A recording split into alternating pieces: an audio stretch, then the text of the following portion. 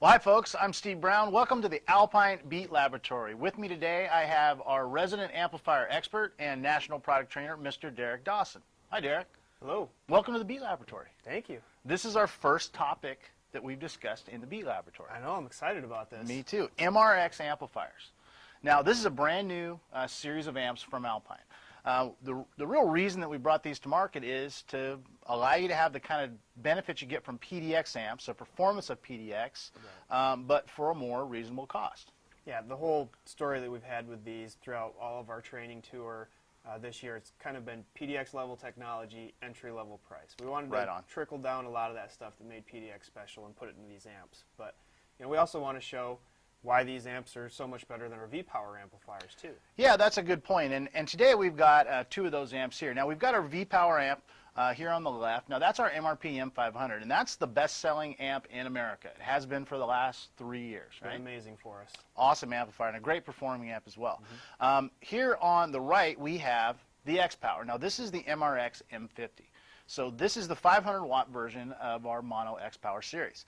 And really what we want to talk about today is why you would want to step up. You've got about a $100 price differential between these amps. This one retails for $200 and the X-Power retails for about $300. So why step up? What's the benefit of stepping up $100 to go from V-Power to X-Power? Well, I think the first thing we should talk about is the installation flexibility. Yep. There's quite a few features that the X-Power amplifiers have that are benefits over the V-Power. The first one you can see really easy. The X-Power amplifiers are smaller. Yep, definitely a lot smaller. That amp's about 15% smaller than the V-Power amp, so you're going to be able to fit it in a bunch more places, under a seat, in a trunk, wherever you might want to hide it. Just gives you that extra flexibility.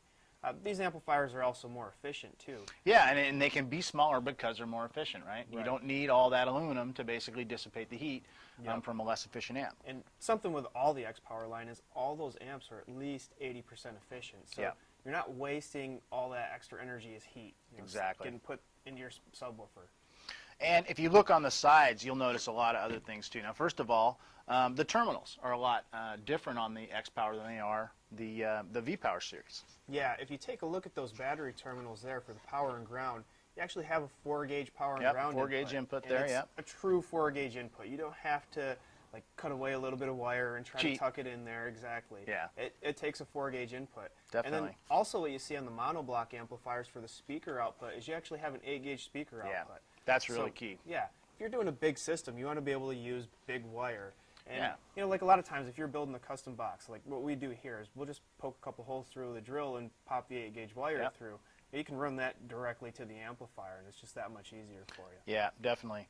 Now, speaker level inputs. Both of these amp lines have direct speaker level inputs, which makes them great for adding onto OEM systems, especially with a small mono amp like this. This is a great upgrade for a factory system because you can add maybe a single 10-inch subwoofer, 500-watt amp, and off you go. You've added bass to your factory system.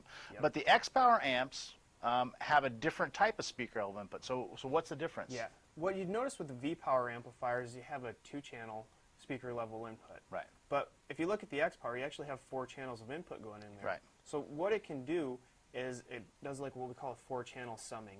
So it'll sum all 4 of those channels, and basically it's like having a non-fading subwoofer pre-out on your aftermarket head unit. So it doesn't matter if somebody fades their speakers all the way to the front with an OEM system, the bass isn't going to vary when they do that. You're going to have the same level of output no matter if you're faded all the way to the front or all the way to the back. Now, these X-Power amps also have automatic turn-on as well. Yes. It sees voltage on those speaker level inputs. It's going to kick the amplifier on and off for you because we're talking about OEM integration here. We realize that a lot of these factory head units don't have a traditional turn-on lead. It's done through data. That means the installer's got to go up under the dash or find use ignition wire. Yeah, and that just makes the install that much more difficult. So everything that you need for OEM integration is on the front end of this amplifier for you. Yeah, that's really key. Now, if we look on the right-hand end of the amp, you'll see a couple other things. A lot of knobs and switches and buttons on the side of this thing. Is really a lot of adjustability. Right. So first thing you notice is the subsonic filter, something that we don't have on the V-Power series. Yeah, and that's really key when you're doing a system where you're using like a vented enclosure and you don't want those low frequencies going to the subwoofer to make it wig out. You want to keep those away from that sub. you have that subsonic filter there, so yep. you can and fully adjustable as well. Right. So you can really set it up the way you want it.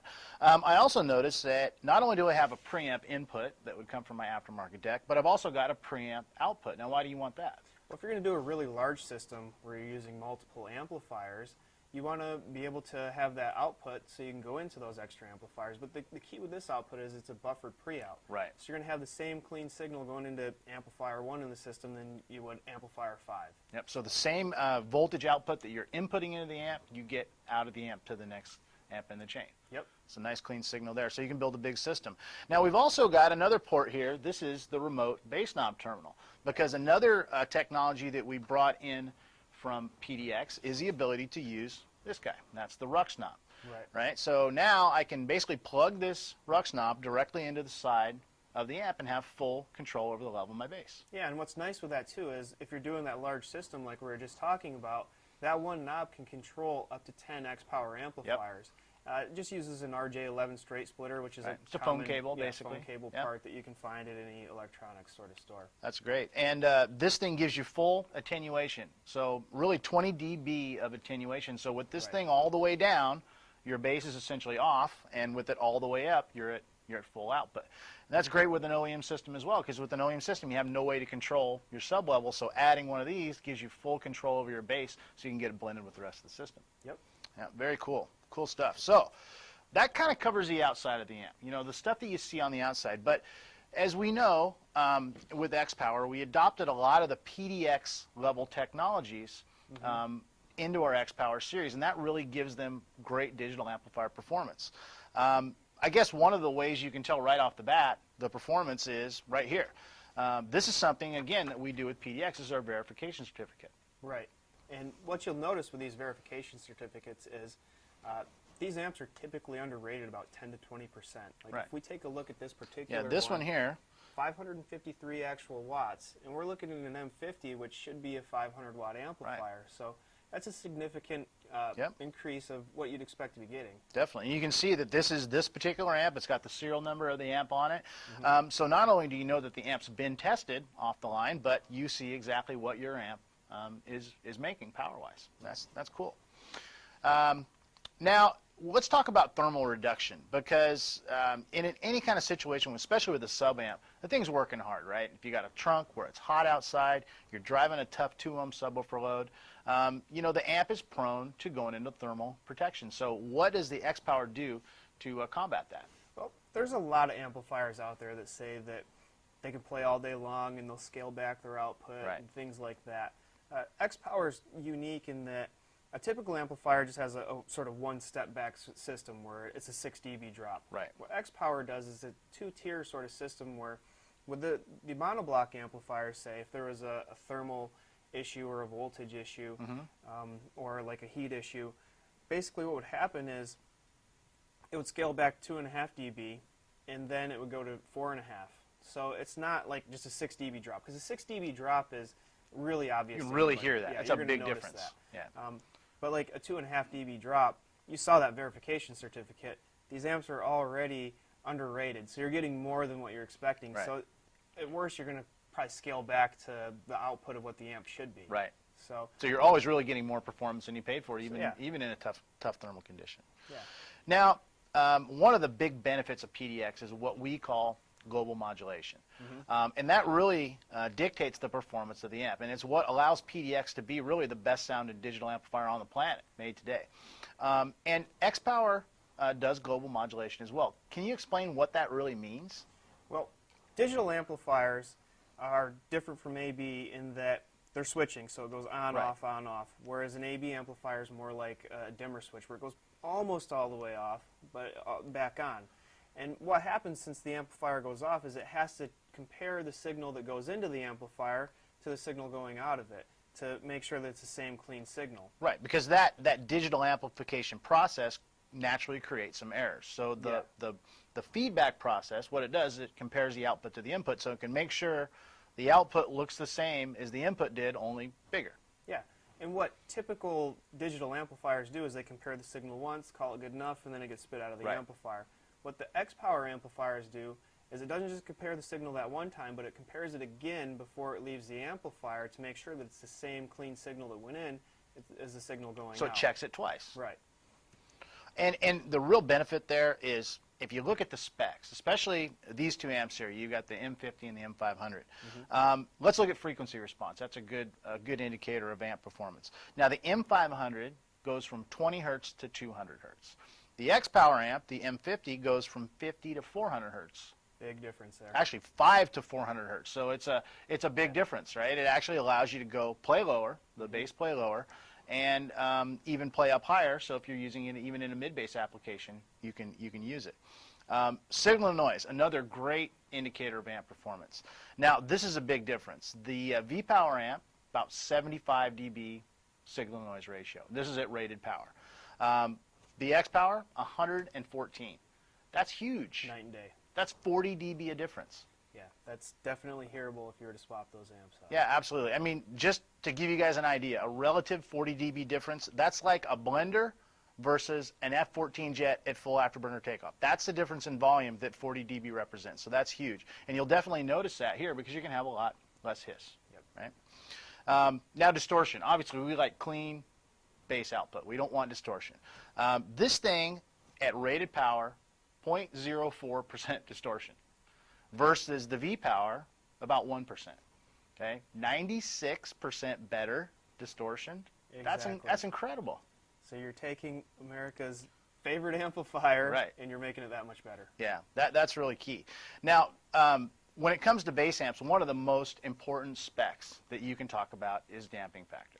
Right? Right. You want to have control of that subwoofer. Right. Damping factor indicates the amp's ability to control a subwoofer load. So a subwoofer cone's heavy. We know that. Anything that moves out, it's going to come back in, right? Because it's got suspension on it. It's like a big spring. So what happens is that subwoofer is hard to control. A lot of that weight that goes out to try to get it to come back in is difficult. Damping factor essentially indicates the amp's ability to do that, to control that woofer cone. The higher the damping factor, the more control, right? Yep. And these things have a lot more damping factor than the V-Power, right? Oh yeah, the damping factor with the new X Power amps is 10 times more than what it was with the V-Power amplifiers. It's over 1,000 with the new X Power amplifiers compared to about 110 with the V-Power M500. That's absolutely incredible. And again, that's something that you're really going to hear. The control, the clean, tight bass output, that's what you're really gonna notice. It really makes more of a difference with these digital amplifiers and even like a Class AB amplifier. Definitely. So really, I mean, it's pretty obvious. You can see a lot of reasons to step up that extra $100 to go from your V-Power to your X Power line. Now, of course, this is not the only amp in the X Power line. We've got 2 other mono models. Actually, one that's shipping now. That's the MRX M100, which is rated at 1,000 watts. And we've got a new one coming in August as well. Yeah, and that one's going to be fun. That one's going to be cool. Yeah, we got the M200, which will replace the MRP M2000, but it gives you all those X Power benefits, so it's going to be a lot smaller. The power, the damping factor, the everything distortion. we just talked about. Yep, the installation flexibility, but in a 2,000-watt RMS package. Yeah. That thing's going to be awesome. Can't wait to get that in the car. I hear you there. Yeah. Now, let's talk about full-range amplifiers. 2 full-range amps in the MRX series as well. Obviously, the MRX F30. Yep. That's a 4-channel, 75-watt by 4 at 2 ohms.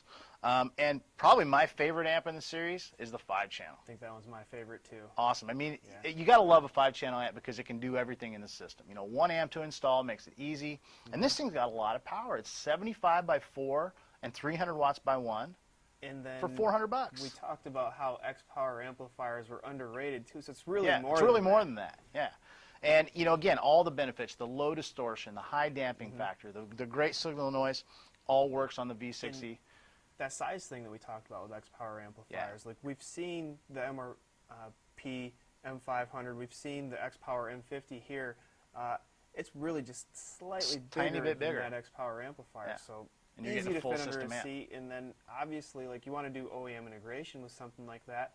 Slide it under a seat. You've got those speaker level inputs, and what's really nice with the 5-channel amp too is with those speaker level inputs, you don't have to have 5 channels of input That's right. to get 5 channels of output. Yep. You can take a 2-channel full range signal into that amplifier and do all 5 of your speakers off of that. That's really, really key. Yeah. So really a lot of flexibility. You can take your OEM system and have a full sound system with one upgrade. Exactly. And say you have a vehicle where maybe it's a crossed over set of front speakers, but you still have that full range signal in rear. You don't have to do any sort of summing or anything weird. Like that. Yeah. You use that full range signal in the rear, do your entire system off of that. You're not going to have fader controls, but you're setting up the amplifier anyways. You're probably not going to use that anyhow. That's so right. You have full control over everything with that. Well, that's great, Derek. I really appreciate you coming talking about the MRX series, and thanks for joining us in the Alpine Beat Laboratory.